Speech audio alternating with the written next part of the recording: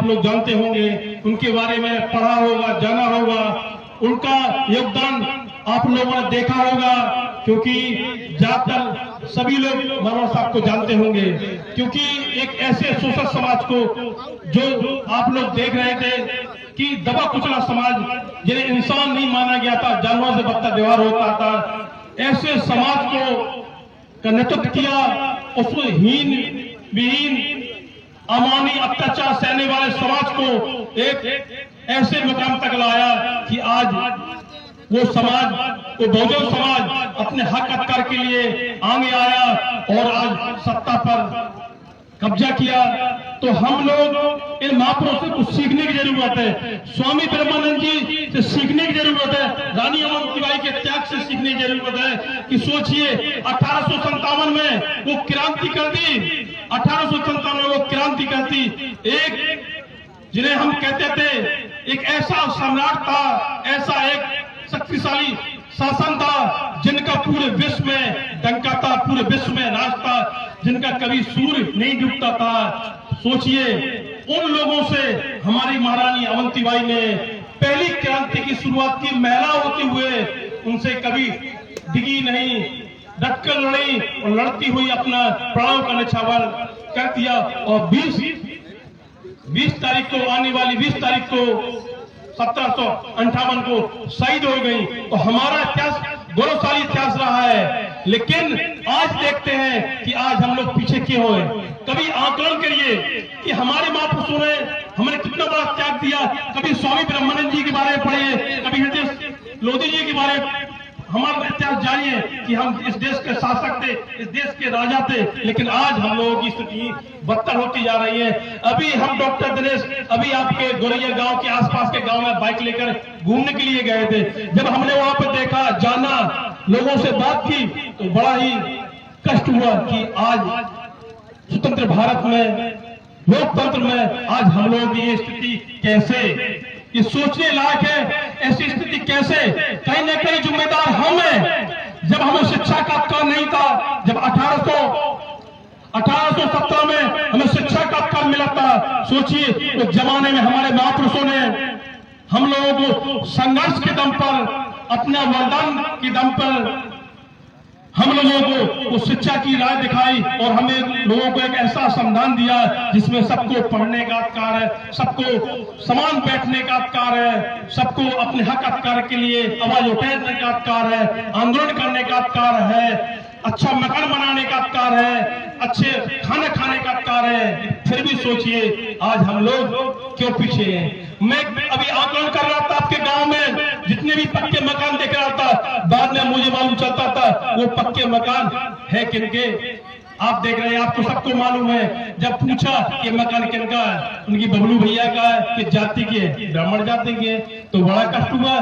क्योंकि लोकतंत्र में कभी हीन भावना नहीं आनी चाहिए, सब समान होने चाहिए, ये एहसास ना होना चाहिए लोकतंत्र में ये किस जाति का, ये किस जाति का, ये किस धर्म का, कौन है। हम सब इंसान हैं। इंसान बनाने के लिए बाबा साहब ने हमें संविधान दिया था। इन्हीं इंसान बनाने के लिए स्वामी ब्रह्मानंद जी ने ब्रह्मानंद महाविद्यालय खोला था। और आप जानिए, आप देखिए, स्वामी ब्रह्मानंद इस भारत के पहले संत थे, गिरगिधारी संत थे, जिन्होंने संसद में वो आवाज बुलंद करते थे।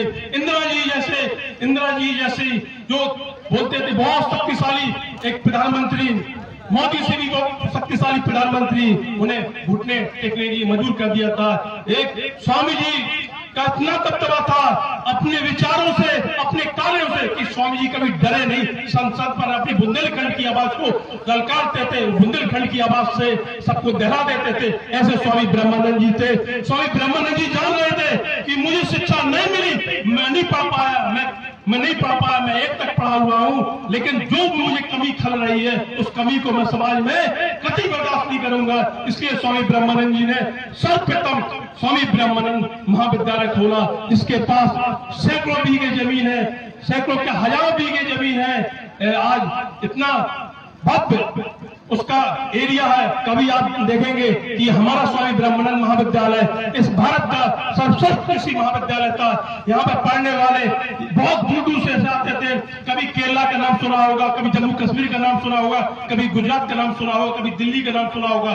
तो बहुत बड़े बड़े जगहों से लोग आते थे पढ़ने के लिए, तो उनका वो विचार था। लेकिन आज हमारा समाज नहीं पढ़ पा रहा है। इस लोकतंत्र में कहीं ना कहीं कमी हमारी है, क्योंकि हम लोग गलत दिशा में जा रहे हैं। हम लोग सबसे ज्यादा नशा करने वाले लोग हैं। हम गांव में देखेंगे सबसे ज्यादा नशा करने वाले हमारे समाज के लोग मिलेंगे, गुटखा खाने वाले, बीड़ी पीने वाले की कहीं ना कहीं कमी है। हम इन्हीं रुपयों को बचाकर माताएं बैठी है, माताओं से विशेष अनुरोध करता हूं कि आप रानी अवंतीबाई बनिए। रानी अवंतीबाई ने अपने देश के लिए, आने वाली पीढ़ी के लिए, हम सब लोगों के लिए लड़ी। उसी प्रकार से माताओं आपको लड़ना पड़ेगा अपने बच्चों के लिए। आप जिस दिन रानी अवंतीबाई बन जाएंगे, आपका बच्चा कोई दारू नहीं पिएगा, कोई बच्चा आपका अशिक्षित न रहेगा, क्योंकि माँ ही प्रथम शिक्षिका होती है। जिसकी माँ पढ़ी लिखी होगी, मैं उससे वादा करता हूँ उसके बच्चा कभी नालायक नहीं हो सकते हैं। कभी भी आप आकलन कर लीजिएगा, जिनकी माता पढ़ी लिखी होंगी उनके बच्चे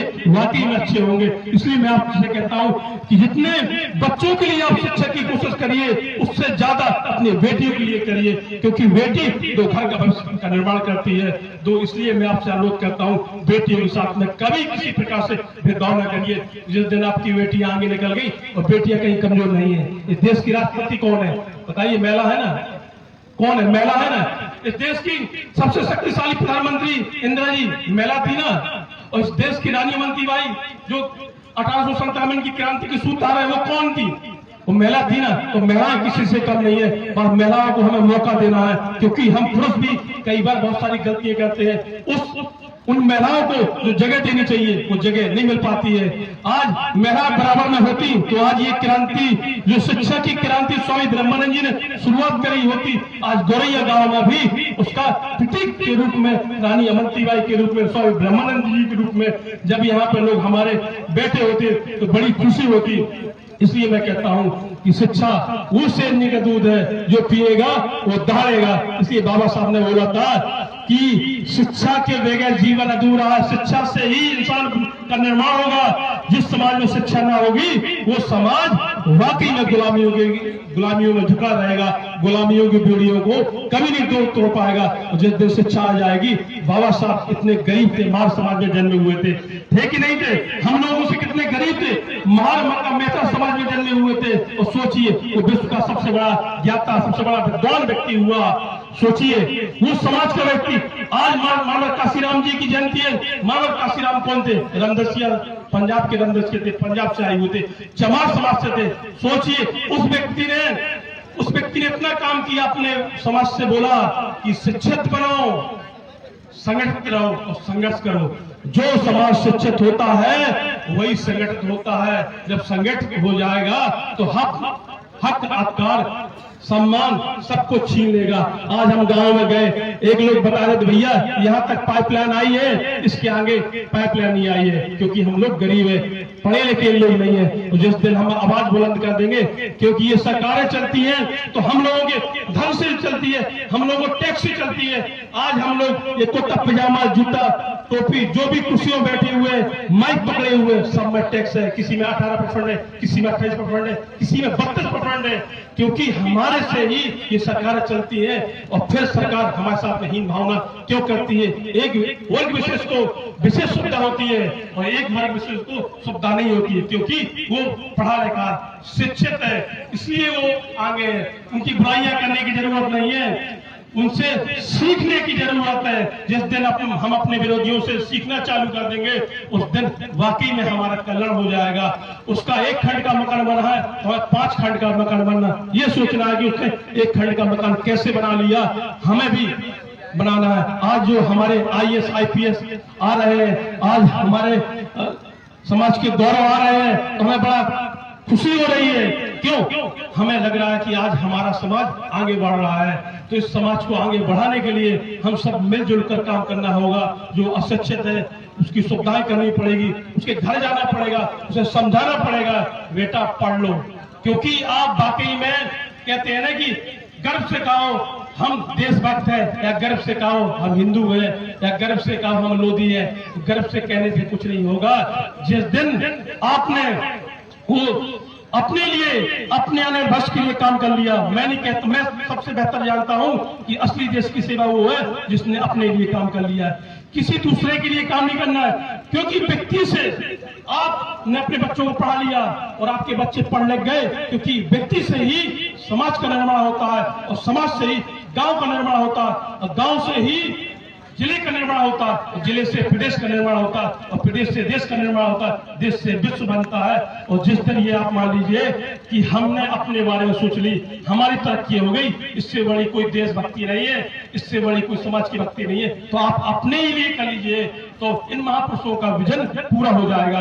क्योंकि इनने वो गरीबी झेली है, हमने वो लाचारी झेली है, जिन्होंने किस प्रकार से सदियों का संघर्ष करके आज हम लोग यहाँ बोल पा रहे हैं। तो इन मैं सभी महापुरुषों को पुनः नमन करता हूँ, प्रणाम करता हूँ और गौरैया वासियों को नमन करता हूँ। और मैं आपसे एक और बात कहना चाह रहा हूँ कि अभी डॉक्टर साहब, मऊ के डॉक्टर साहब अभी जो नरेंद्र सर को गिफ्ट दिया था, तो मुझे लगा था कि उसमें गिफ्ट में एक किताब थी, तो मुझे बड़ा अच्छा लगा। डॉक्टर साहब का बहुत बहुत धन्यवाद कि हमेशा किसी व्यक्ति को आपको गिफ्ट करना है तो ना हमें चाहे शादी में चाहे जाए या कहीं भी जाए, हमेशा ये सोचिए कहीं भी जाए किसी को रुपया से आप उसकी गरीबी नहीं मिटा सकते हैं। लेकिन जिस दिन आपने किताबें भेंट करना चालू कर दिया और किताबें लोगों ने पढ़ना चालू कर दिया, तो वाकई में आप उस व्यक्ति की गरीबी नहीं मिटाएंगे, पूरे समाज की गरीबी नहीं मिटाएंगे, पूरे देश की गरीबी मिटाएंगे, देश की अर्थव्यवस्था बढ़ाएंगे। इसलिए मैं आपसे हमेशा निवेदन करूंगा, कभी भी आप किसी को भी एक जो आपको बुक अच्छी लगे आप वो, क्योंकि हर प्रत्येक बुक में वो एनर्जी होती है, वो ऊर्जा होती है, वो ऊर्जा जिस दिन हमारे सीने में आ जाएगी उस दिन ये मान लीजिए इस देश के